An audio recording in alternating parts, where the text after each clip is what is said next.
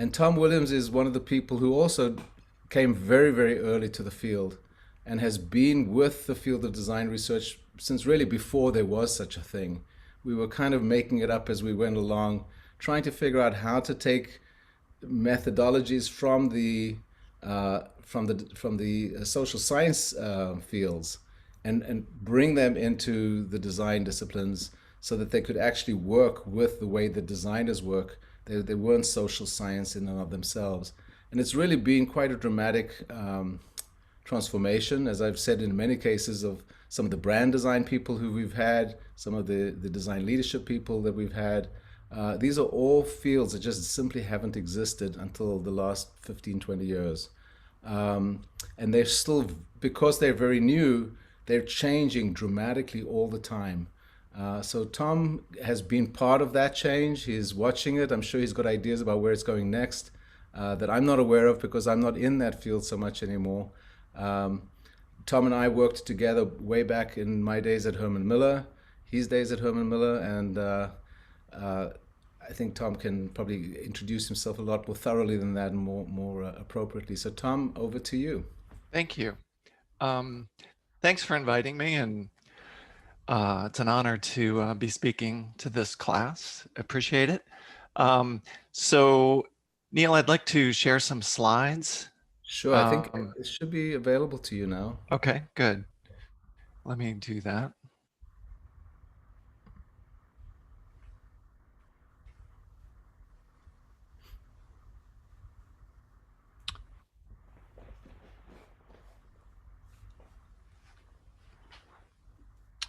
So, okay, as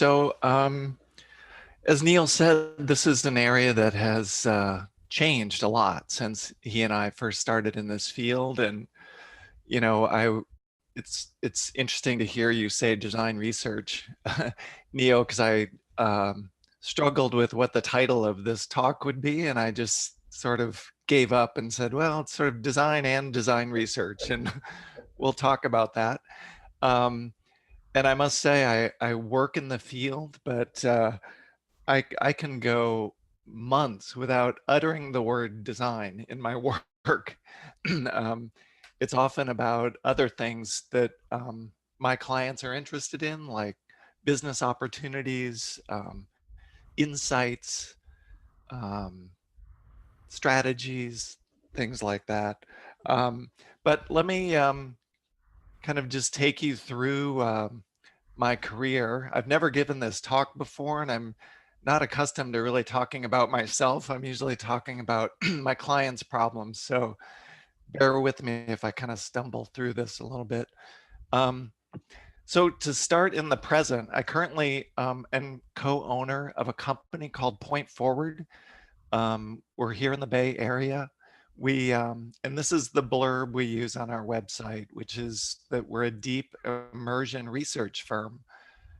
We draw on the tools of anthropology and social psychology to uncover and explain complex human behavior.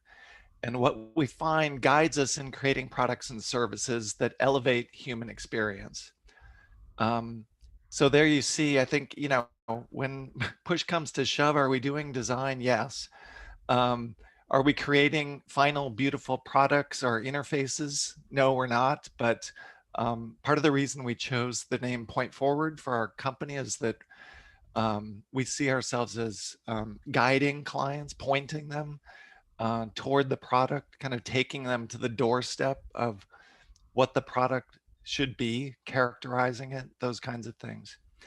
Um, and one thing that distinguishes us is the field research we do and the social science work we do. And I have spent a big part of my career out in the world, and you'll see me there with a camera looking into a minivan while a kid's there, and we were doing a project on minivans. And so part of what we do on every project is to go out into the world and study people and use ethnographic research, which I'll talk more about in a moment. Um, excuse me just one sec.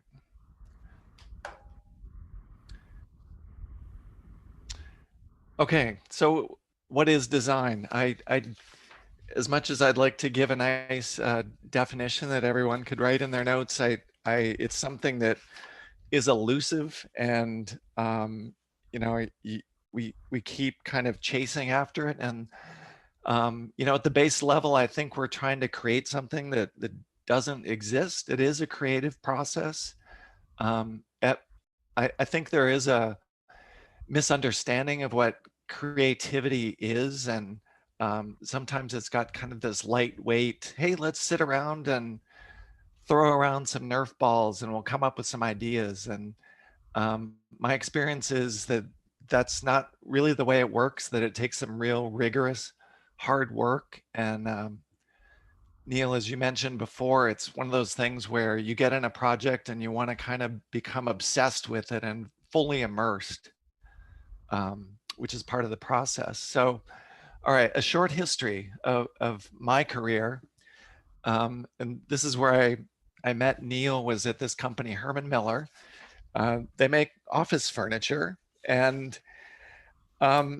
when you join Herman Miller, you realize you're part of a long and storied history of design. Um, there are the Eames chairs, the Nelson bench, Bob Probst. So one thing that's striking about working at Herman Miller is you're kind of hit with this level of design, but and it was a place where these designers were revered also. So, you know, Charles Eames and George Nelson, they were these mythical figures that everyone revered. And a lot of times research sort of was in service of these guys, you know, help them be the great geniuses that they are. And in retrospect, I kind of call this the lone genius model. You know, it kind of comes out of architecture. It's often men, it's often white men, it's often middle-aged white men who are very charismatic, and they sort of rise to this level of being able to dictate what is beautiful and what will get made. Um, it's it You don't see this a lot anymore.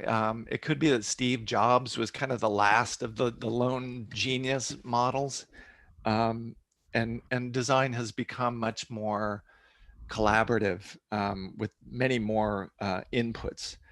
Um, So one of the things I did at Herman Miller was to work on these chairs, which we made, and left to right, these were called the Equichair, the Aeron chair, which should look very familiar, and the Ergon chair, which isn't really around very much anymore. And um, part of how I started out was we would take prototypes of these chairs and put them in people's offices and have people sit in them, and then I would go around as the researcher and ask people, how comfortable are you? And they would fill out a little survey, and we'd focus on ergonomics and, you know, where is it uncomfortable and how much do you like it and how do you think it looks and all that kind of thing. And, um, you know, these are important questions, but as I look back on it, it wasn't inspiring work.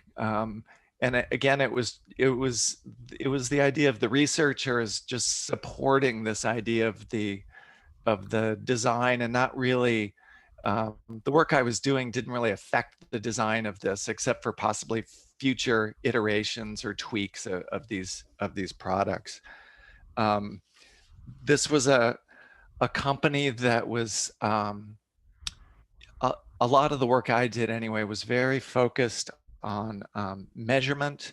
And Neil and I, when we met, we did a project where we were looking at the movement of paper in people's offices, and we This is we embarrassing. thought, oh, I know it's a crazy story. We didn't know what the heck we were doing, but I guess we had the idea of, you know, we had this research model of, oh, if you go out and measure something, then you'll get the answer of what to do about it. And let's try to figure out how people move paper around in their offices. So we got a partner organization to work with us, and then we picked, I don't know, 15 or so people to participate, and we put cameras up on the edge of their cubicles and took pictures of their offices, I think every 15 minutes. Every And 50 minutes. Can I add something in there, yeah, Tom? We're telling the yeah, story. The partner that we found was actually one of the major computer companies of the day, mhm, Burroughs Computer. They've since gone out of business, but they were a very big player, especially in the in the defense industry. And the thing about that study in particular, because we did work with Burroughs, we also did work, I don't know if you remember, with Wang, and we also did work with IBM. Um, the number we were doing basically all the none of the computer companies had a clue where they were going. They didn't have a clue, and one of the reasons they were all lining up to do projects with us is because we were the guys who did know what we were doing. yeah. Little did they know, huh? But what Um, and just to put a point on that, what we knew was that you couldn't design products without studying the people you were designing it for. And the computer yes. industry at that time was driven entirely by the idea that as long as you made the computer faster and smarter, you were good. You didn't have to change what it did, you didn't have to change how it did it, how it worked, how it was used. It was just a question of bigger. Yeah, exactly. So yes, we at least had the insight to understand that, hey, let's look at people behaving to understand what to make. And then I think we just stumbled a bit on how to do that exactly. So in this project, we amassed thousands of photographs of people's work surfaces and paper. And then we tried to code movement of paper and say, oh, this paper was over here 30 minutes ago, and now it's over here. And let's figure out a code for that. And we'll enter it into a computer, and we thought that it was going to spit out the answer of what to do. And it was a learning experience because, for me, I started to think, and I'm going to switch the slide here, that maybe it's not about measurement. I think we were trying to measure something. And even the ergonomic work I was doing on the chairs kind of had this sense of there's an optimal sort of mechanical view of humans out there, and we should try for that. And one of the last things I did at Herman Miller actually was a project to work on studying the elderly population and try to figure out ways to leverage Herman Miller's understanding of environments to help older people stay in their homes longer, to stay independent longer. And for part of that project, we put pieces of furniture into the homes of elderly people. And I started to realize just the act of going into someone's home and saying, hey, how are you today? What's going on? Tell me about your grandkids. The world started to open up a little bit, and I started to think, oh, maybe this is what it's about. Maybe this is the research, and the measuring thing isn't really what it's about. And, maybe it's about stories and empathy and relationships and culture. So, my head started to just kind of go in this other direction. And I went back to grad school and studied sociology and looked at people doing ethnography in sociology and anthropology, and starting to kind of broaden my horizons in terms of what design research could be. Um, and then I heard about this case study. A friend of mine from Herman Miller had taken a job in California.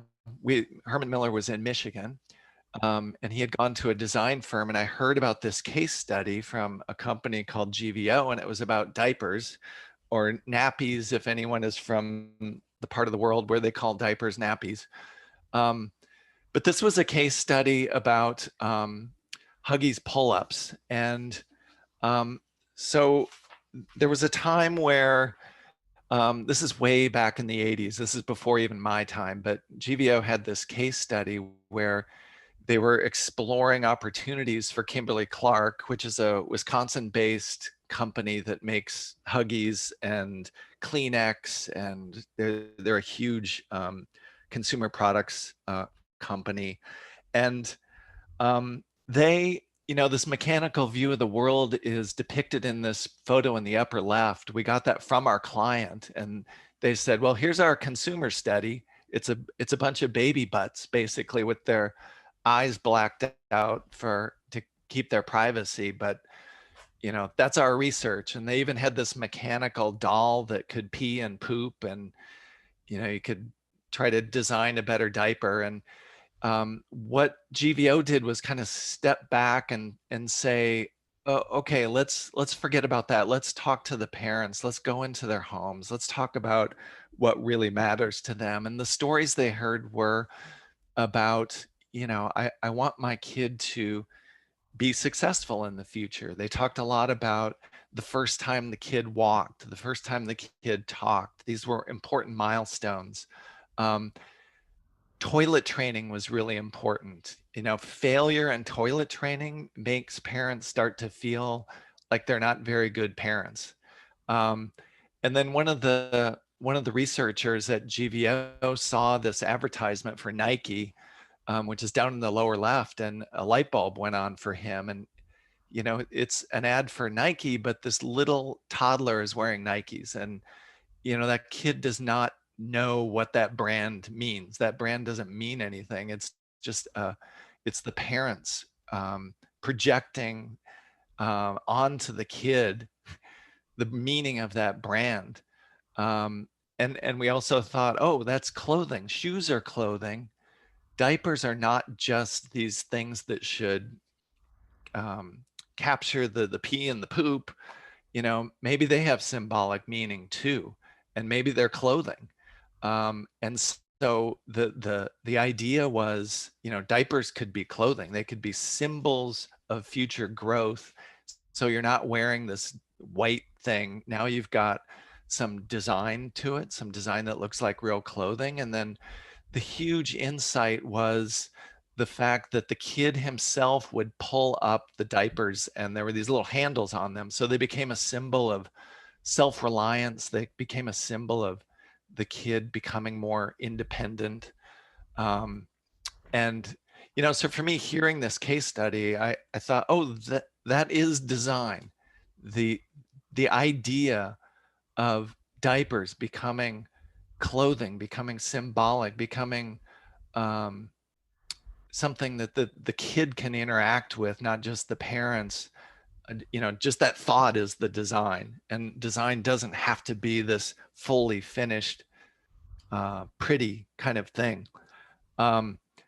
So my friend Gary was at GVO working there, and he said, come out, leave Michigan, come out here. I moved and took a job in Palo Alto. I got an apartment in Menlo Park, and I'm still in the Bay Area to this day. And it's interesting. This is a great book if anyone wants to go deep on the history of design in Silicon Valley. Barry Katz wrote this book, and this is a little blurb from the back of the book. Katz traces the origins of all the leading consultancies, including IDEO, Frog, Lunar, and shows the process by which some of the world's most influential companies came to place design at the center of their business strategies.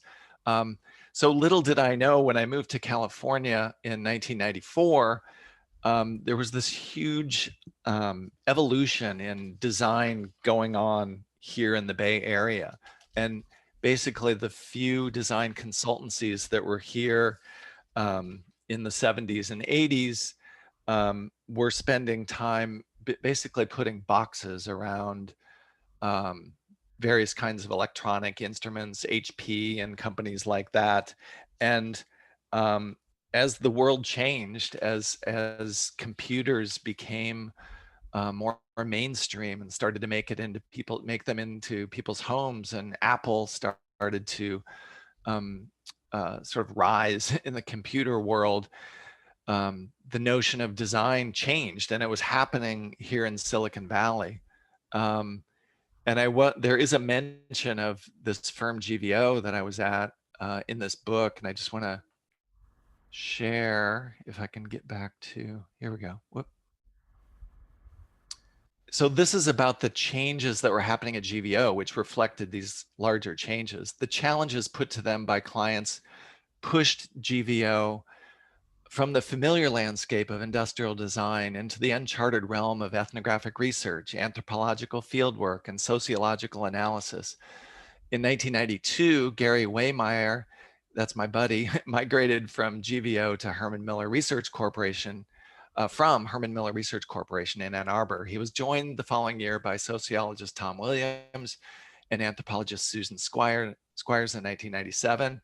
Michael Berry, who had been hired as a product designer, took to sneaking into cultural studies classes at Stanford.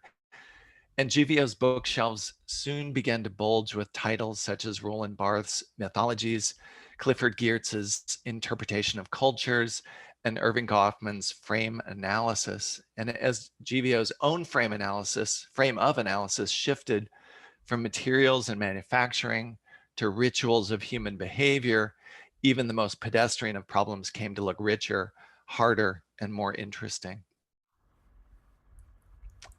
And then he goes on to tell a case study that we worked on. Sorry for all the reading, but Barry kind of tells this better than I can tell it. But this is a case study where Canon hired GVO to find out why there was such resistance to home printing. So in the 90s, printing in the home was kind of a new thing. And so Katz writes, a conventional industrial design process might have begun by analyzing the existing product, evaluating it against competitors, and exploring alternative materials, finishes, and methods of fabrication. The final deliverable would have likely been an improved model, restyled, rebranded, and tricked out with a few new features to make it new. But GVO's final deliverable, in sharp contrast to the prevailing norms in a technology industry, was not an artifact, but a document. An ethnographic study of 30 selected families had revealed that whereas office workers hit print at the end of a job, at home, people are more likely to need printed materials at the onset of a family project, such as photo albums, kids' artwork, the planning of vacations, etc. And so our deliverable became this report. And the end of this section says what the client needed, in other words, was a better answer, but not a better answer, but a better question. And that's what we really started to go after at GVO, was this idea of, are we asking the right question? Back to this idea of what is design? Are we, design what is the question to the question kind of thing. Can I, Tom? Can I just pause you there, just to bring emphasis to that point, because I think you're the third or fourth guest that has pretty much made the same point. It's the questions we ask are probably more important than the answers we get. Well, they're probably as important, because if you don't ask the right questions, you're never going to get the right answer.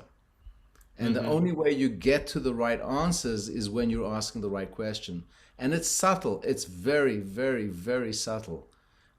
So if we, this is something it's hard to know. Tom is describing a learning journey that he was on probably 15 years before that really was clarified for him. I was on that learning journey probably for 20 years before it was clarified for me.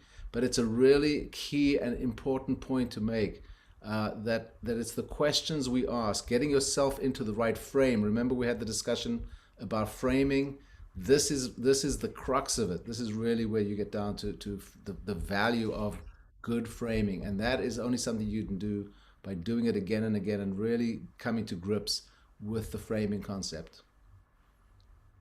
Yeah, to build on that, in my work, a lot of times we talk about shifting the frame. So a lot of times our clients will come in with a frame, and here this Canon project was a perfect example where, printing in an office was the end. Oh, I finished my report, time to print, it's over. But we were saying, no, in the home, it's it's the beginning, not the end, basically.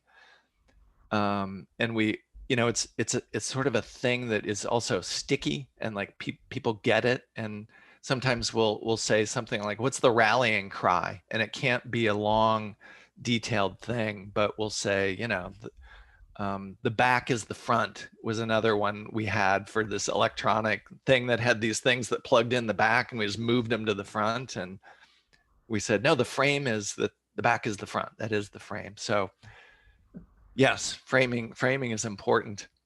And the other thing we started to challenge at GVO, and there were still a lot of designers who came from this world that design equals beautiful objects.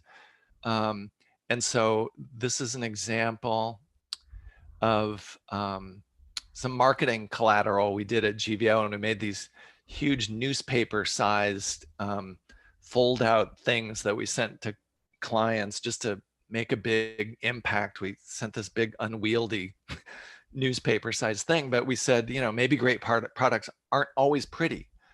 Maybe they aren't always beautiful. And that vice grip thing there, we made a huge wall-size poster and put that up in our office. And half of our office was outraged. There were traditional designers there who were offended by this, and there was sort of a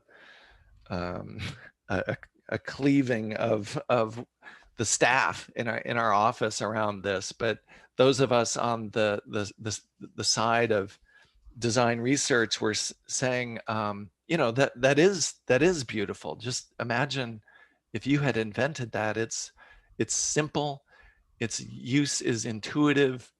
I think it conjures some cultural meaning in that you can just imagine the hands of the person who would use something like that. But anyway, and then we said, maybe great products are about emotion. Maybe it has to do with feelings. And then, we took a swipe at focus groups too. And this was risky because a lot of our clients would rely on focus groups. But we said, giving people soda and cookies, paying them $50 and putting them on the other side of a glass wall isn't necessarily the best way to find out what's on their minds. Ethnographers who go and live in the jungle come back and can tell you what's going on. They're quiet observers who learn as they go. Don't send some guy with a clipboard into the jungle. Beside the fact that he probably won't come back, that kind of research is never moved by what he sees. And participating rather than spying on people changes the whole digging process. People don't tell you much directly, but give them a chance to weave a story and you'll find out more, especially about what doesn't work in their lives. It's the narratives that are revealing, finding the gaps, the disconnects, the things they keep coming back to, the things that don't exactly make sense, learning as much from what isn't said as what is. And when the talk doesn't match the behavior, then you really know you're onto something. So that became kind of a manifesto for us. And as I said, there was a lot of disagreement in this office, and eventually a group of us broke off and started a new firm that we called Point Forward, which I'm still working with today. And we set up shop in Redwood City, and really decided, this is about human-centered design. And we became very, very good at doing ethnography. And I put this shot of the camera in here too, because our research also became a communication tool for our clients. We film everything, and we're sort of like quasi documentary filmmakers sometimes to kind of create little movies that that can influence our company's organizations and can be used by our clients to influence other people in their organization. So, for me personally, it was, okay, here we go. It's all about ethnography, and we go into the world.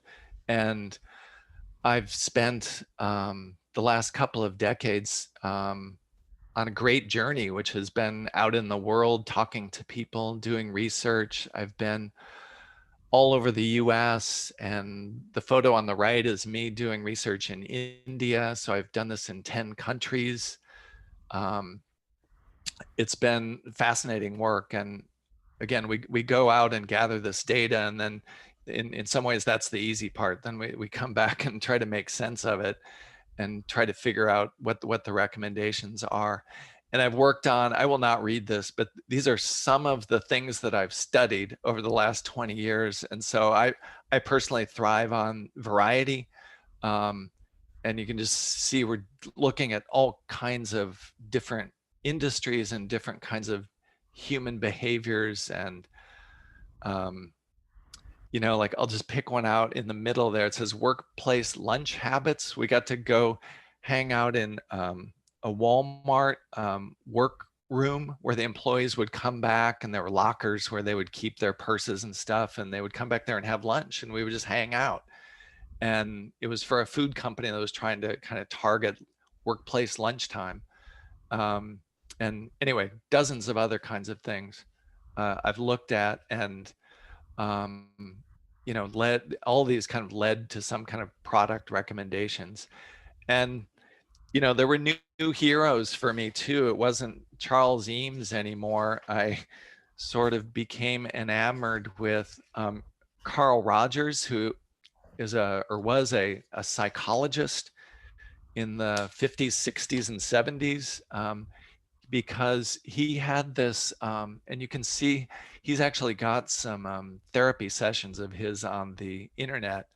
And I guess myself and my colleagues just started to think, oh, he's talking to his clients in a psychotherapy setting in a way that I think we could do something similar in ethnographic situations where, you know, if you're conducting an interview, you can ask questions and people will give you answers, and you can leave and go home and you've got your notes of what they said, but there's probably still a lot going on in that person's head that you didn't get to. There's probably things that they've never even articulated themselves that are in there that I think we can, that I think you can get at by listening deeply and using some of the techniques that Rogers developed about reflecting back and just getting people to kind of go deeper, deeper, deeper.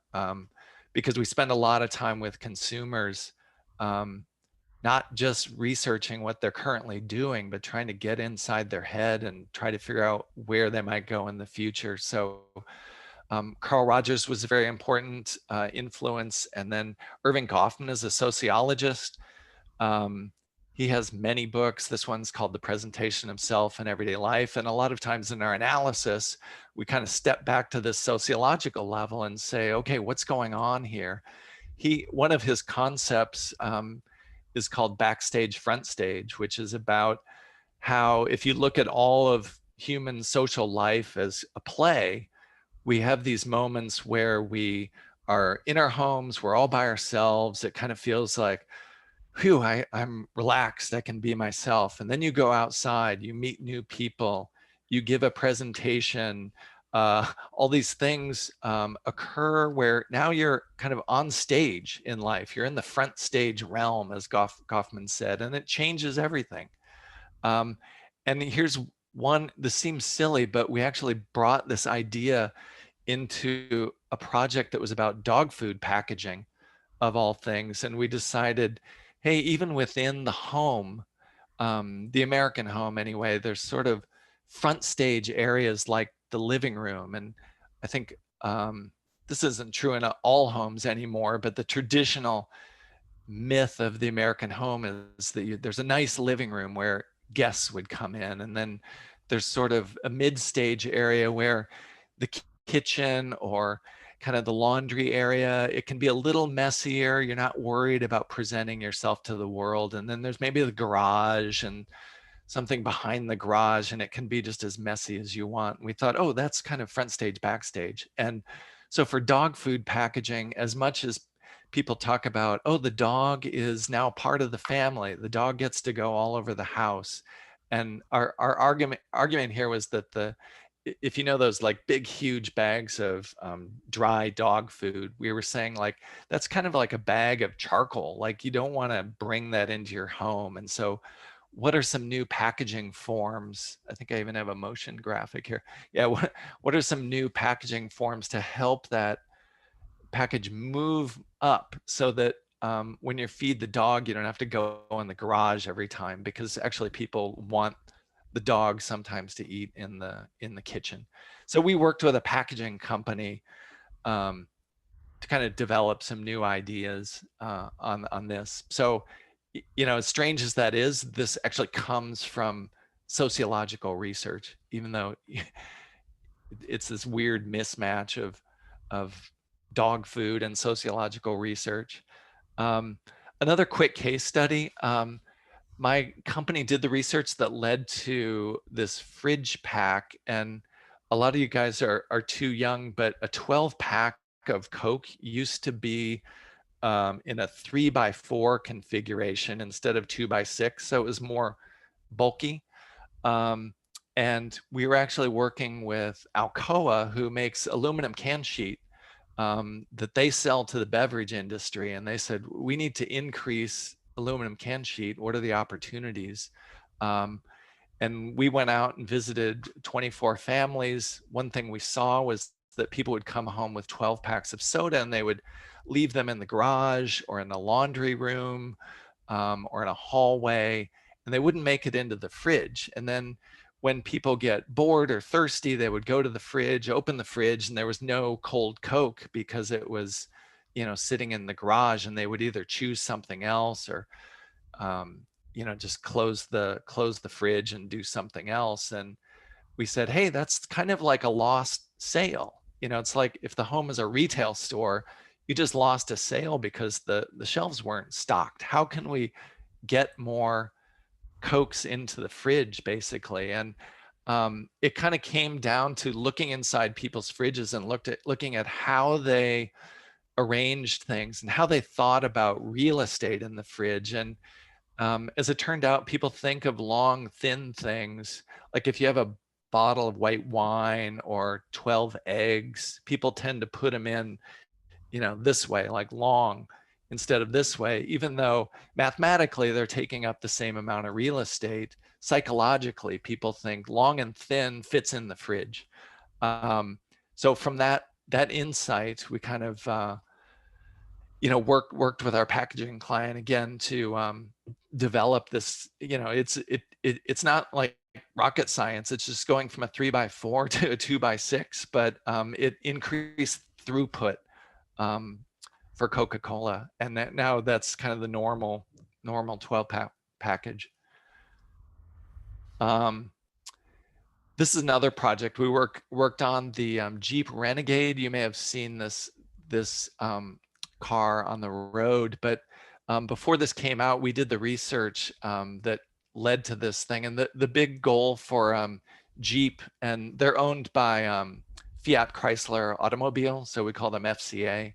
The goal was to make this a worldwide car. So we did research in Brazil and China and Europe, as well as the US, but the real target was kind of China and Brazil. So the aesthetic of this thing doesn't always appeal to Americans so much. It's pretty boxy, but it became a huge bestseller in Brazil, and the company was really pleased. And then here's an interesting design story for you, in that one of the things we discovered is that people who are into this brand like the history of Jeep, and some of them at an extreme like to really geek out and you know, just kind of geek out on the brand basically. And so what Jeep ended up doing was there are dozens and dozens of Easter eggs hidden on this automobile that are little design clues. So the rear tail light that you see in the big photo here mimics the gas can that was on the back of a military Jeep. um, and then even etched within the glass in the middle of that tail light is the front grille of a traditional Jeep Wrangler as well. And that windshield's got a little sideways Jeep going. And I don't know, there's websites devoted to people finding all the Easter eggs. But it was a way to, it was a clever design way to engage people in the brand and help people feel like they had something really special.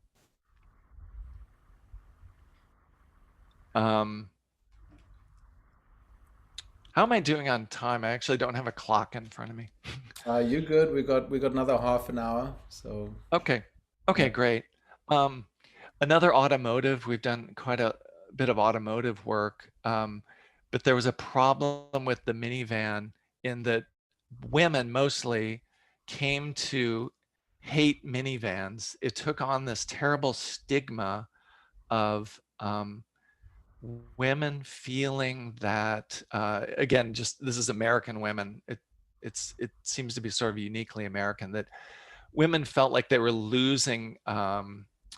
Quite frankly, they were losing some of their sense of being sexual and being attractive and being desired in driving this thing that sort of came to them to symbolize sort of a quasi bus, and they kind of became a bus driver for the family. And we talked to lots of women who said, you know, I don't like it. I want to be the cool mom. I'm not the cool mom when I drive that thing. And so we worked with Fiat Chrysler. This led to the Chrysler Pacifica, which is the black vehicle at the top there.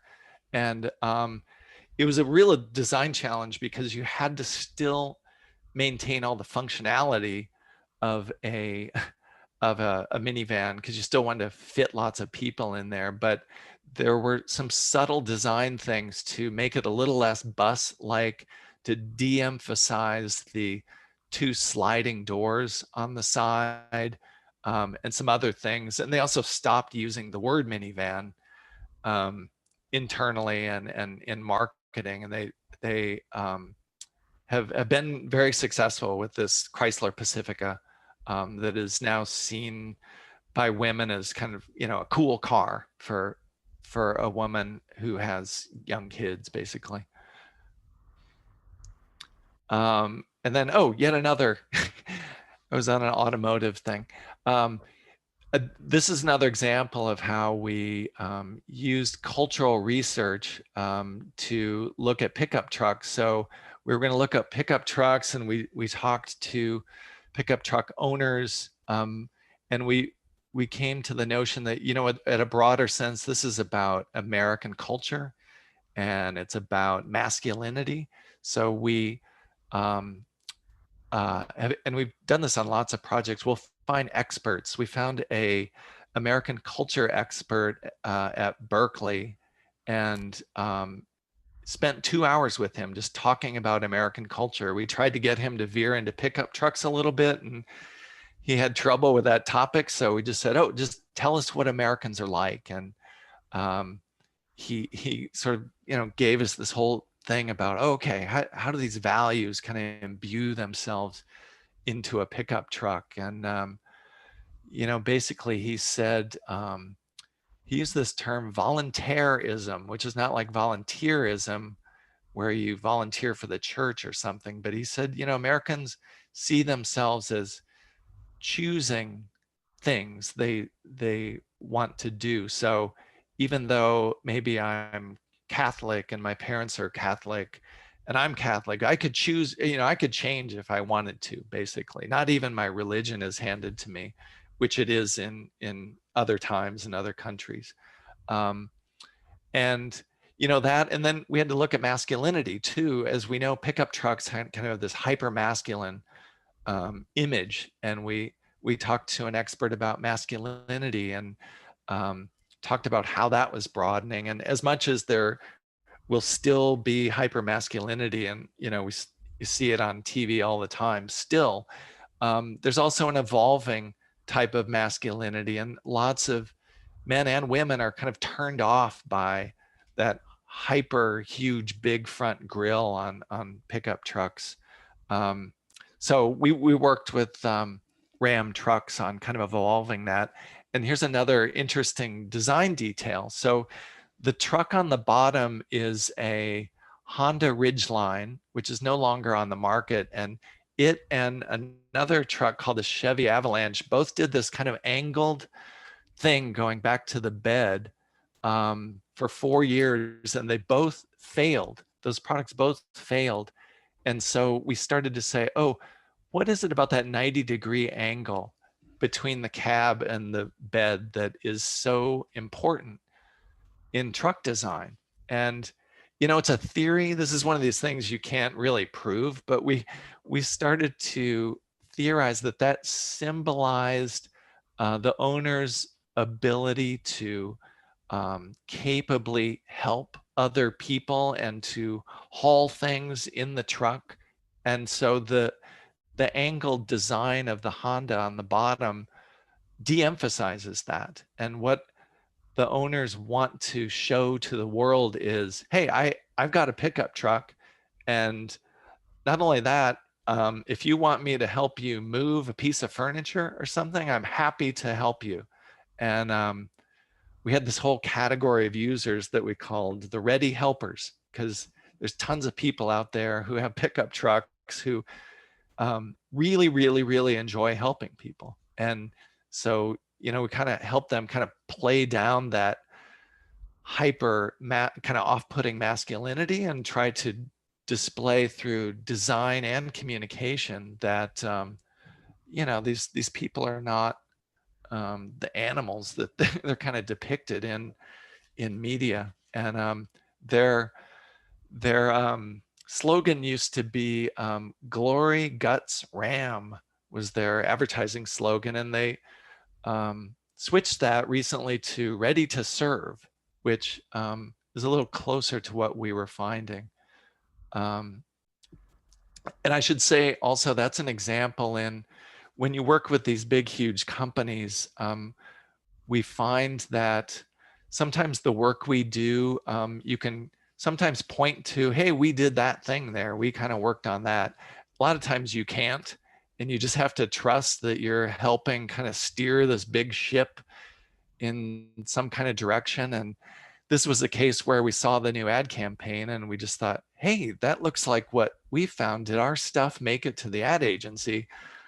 How did that happen? And we asked about it, and our contact at at Ram said like, oh, they probably did see a report. I can't be sure. And sometimes the satisfaction in my work has to be in like, hey, maybe we did that, maybe we didn't, maybe it sort of made it through the corporate stream somehow, which is also a big difference in the way design has worked over the years. It used to be the designers would be able to point to something like, hey, I designed the new Apple mouse, that's me. And it's my experiences is just much more complex now. There's hundreds of people that are determining what these products are and how they look. But if you can do your own little part to kind of steer that to where you want to go, I think it's satisfying. Okay, so some final words. I guess these are like tips, I would say, if you want to be a design researcher, is that context matters, and that if you're doing research to try to figure out a design, go out into the world, go where you are seeing people do things, ask people to demonstrate what they're doing.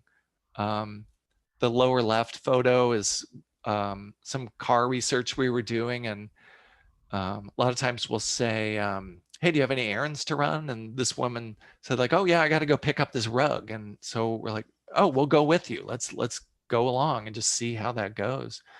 And there's some other settings there. The upper right photo, I just like this photo. I was in Seoul, Korea, researching something else, and we went into the subway, and they had this really interesting thing on the subway doors that open this way, and basically they're simulated store shelves, and you can use your phone and QR codes basically to buy groceries. and have them delivered to your house while you're standing there waiting for your subway uh, car to come. Um, so it's another great joy of doing this kind of research is just to see cool things that are out in the world.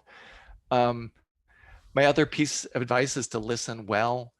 And this is a poster from wow, this was 10 years ago already. So in 2010, we did this seminar about deep listening. And I would encourage you when you're doing your user research um, to, you know, learn a lot about listening, because it's not as easy as people think. And I've, worked hard to become a good listener. And I think it's like any skill, it's an ongoing journey that you want to keep working at.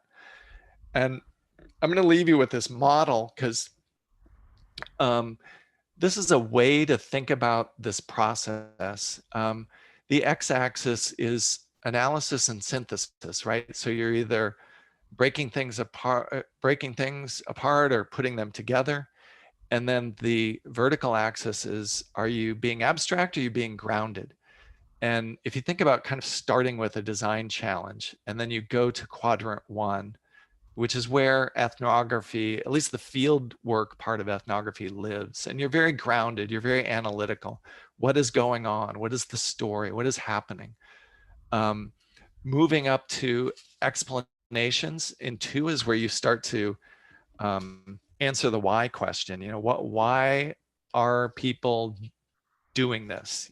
To the fridge pack example, why aren't they putting the cans in the fridge? And you sort of come up with some explanations.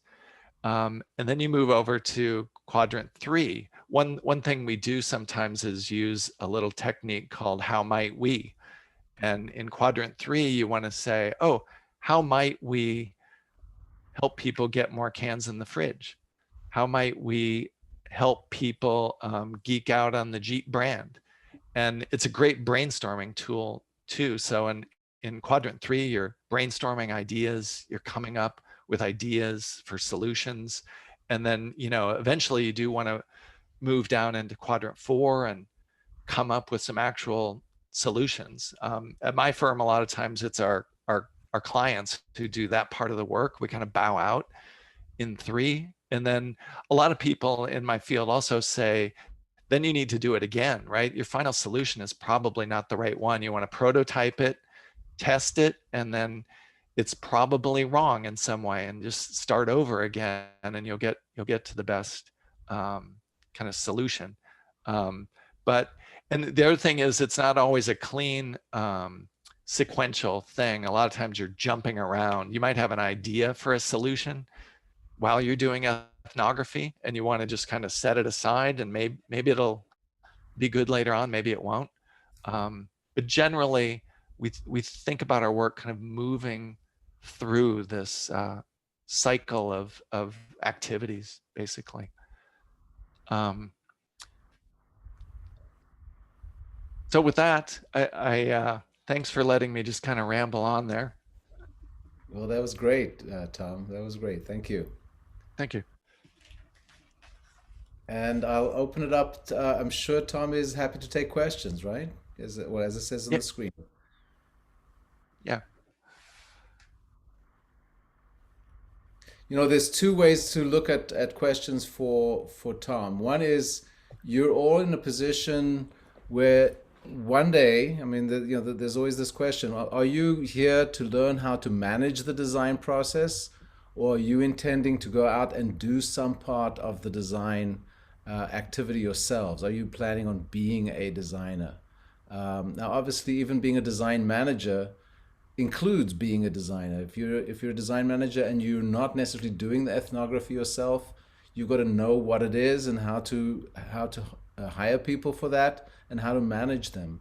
So there's 2 question categories I'll suggest. One is, how do you learn how to do good insight-driven design research on the one hand, and the other one is, how do you manage it? What's the difference between hiring and managing a design research person of this sort versus a traditional, you know, quant-driven market researcher?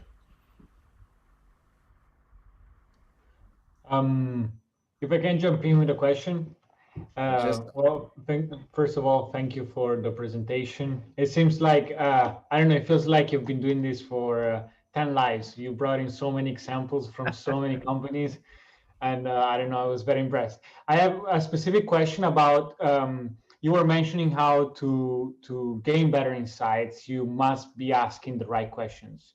So, uh, yeah, I'm specifically interested in how do you reach that point. You mentioned being a good listener and therefore understanding who you're talking to, but how do you connect that and formulate a question from there, and how do you make sure that it's the right question and you recognize that it's a good question or a bad one? Yeah, that speaking of questions, that's a huge question.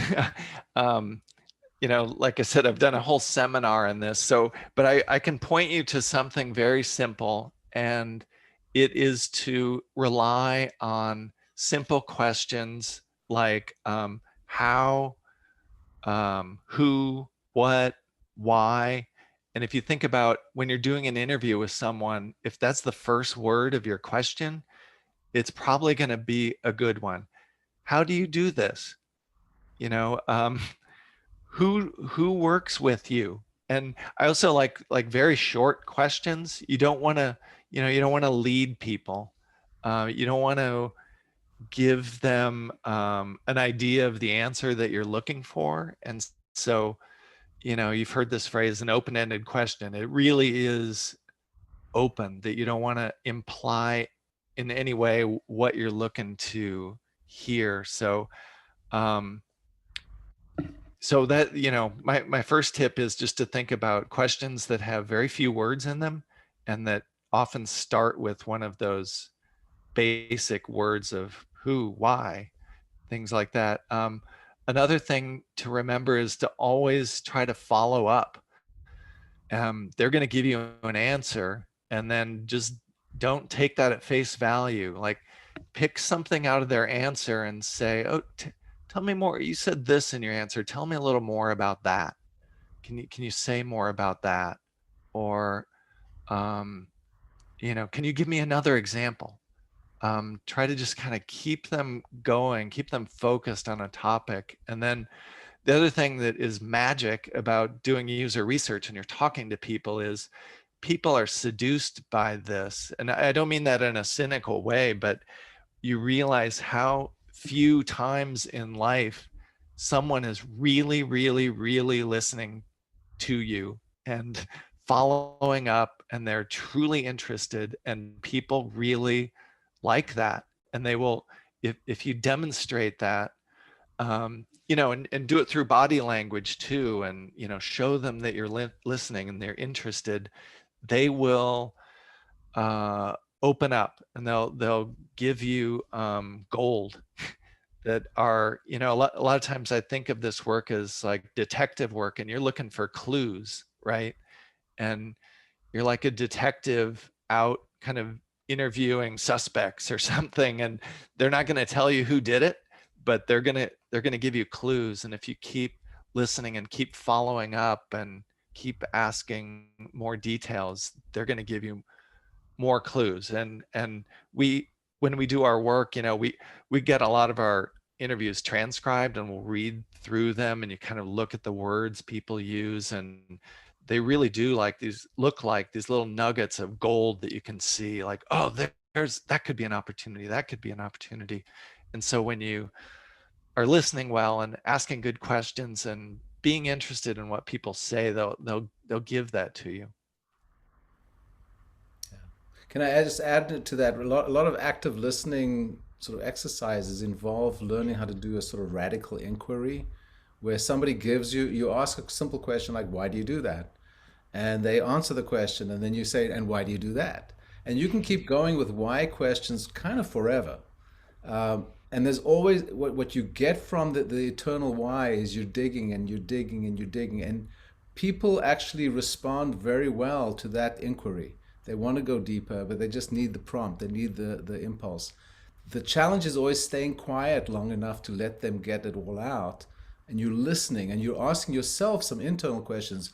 Why are they talking about this thing I didn't really ask them about? There's something really important there. So rather than saying, there they go again, and I'm gonna stop them and tell them and ask them the right question, or to answer the question right, they're giving you information when at whatever level, and you're doing an inquiry on yourself as you're listening. But Right. just to bring a point to it, is learning how to do this is a lifelong skill. And Tom makes it look easy, but you like you said, the first time you did some of this, it was challenging. It was difficult. Yeah. Yeah, it is a skill, but it's not. This goes back to what is a designer. I don't want this to come across as like, oh, you have to do this for 20 years before you can do it at all. That's not at all true. Just go. I mean, this is not like some like doing surgery. You don't want to go out and do surgery. This is something anybody can do. You can go out and start talking to people, and even if you ask bad questions, people are very resilient. I've seen people give great answers to very, very bad questions, and so don't feel like, oh, I'm doing this wrong, or I'm asking bad questions. Just keep going, just dive in, because it's better than doing nothing. And it used to be, I guess I was going to say, it used to be like, there's designers and there's researchers, and I kind of, the designers were sort of snobby, and they would wear black turtlenecks, and they did all these things to be sort of culturally off-putting, to kind of claim territory for themselves. And early in my career, I would get that all the time. It's like, oh, you're just the researcher. Like, let me, I'll come up with the idea. And over a course of my career, I've just realized that that's complete bullshit. And so I don't want that to come across for research either, that you're in or you're out. It's just not true. It's accessible to anybody, and you can do this at any time. You can do it in a grocery store, and just, you can do it with your friends, and just, hey, ask one of your friends, like, hey, why did you buy that thing? What does that do for you? What is that? Cool. Why did you, just, it's fascinating to do, and you can have really interesting conversations with people as well. Hi, Tom. My name is Dean. You mentioned a couple stories, and I've looked at the website as well, pointforward.com.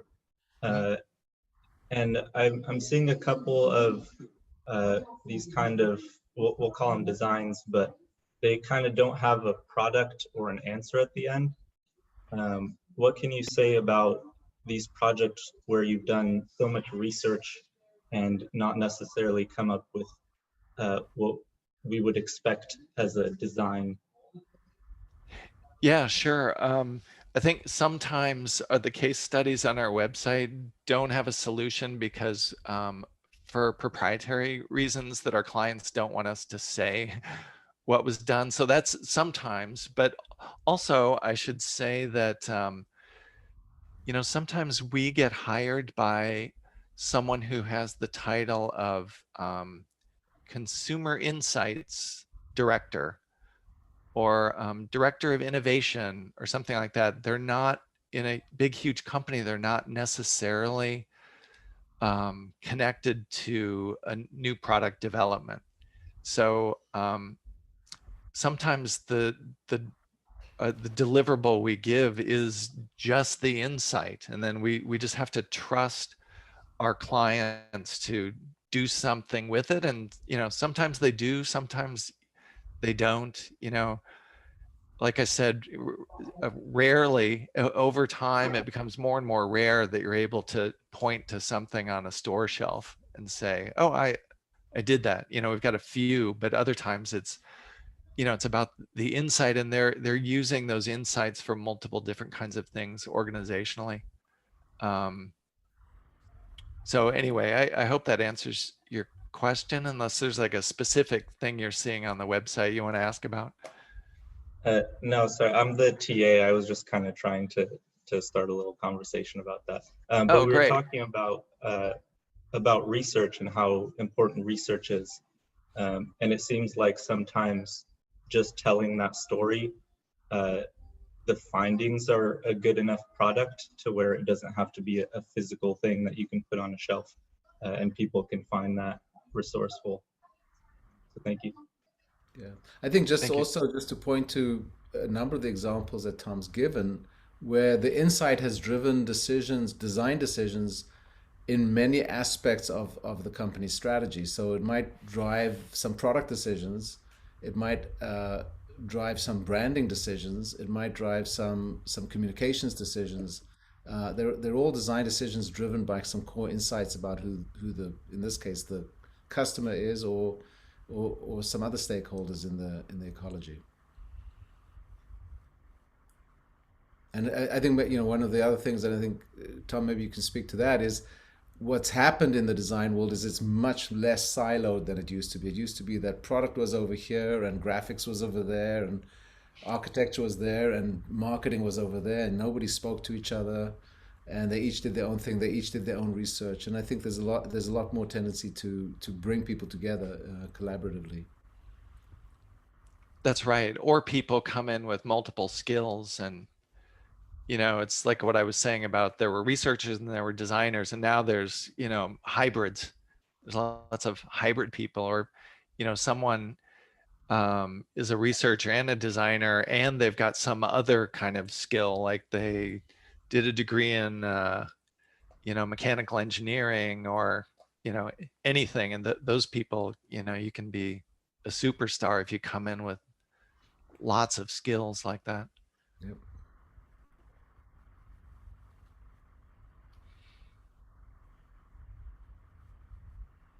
Any more questions? I'm going to jump in with the one that I was hinting at earlier on, Tom, which is how do you manage the design research process differently than you would the traditional or the typical market research process? Let me think. I don't know a lot about the world of market research, but I can guess, and I think it's about what you're going after, and I think that my sense is that market research is, they look at things like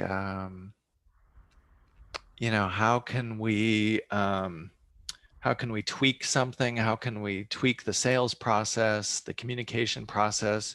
And I think design research, the work that I do, it's all about, the whole thrust of the thing is about discovering something new, innovating, designing, and it's a constant push.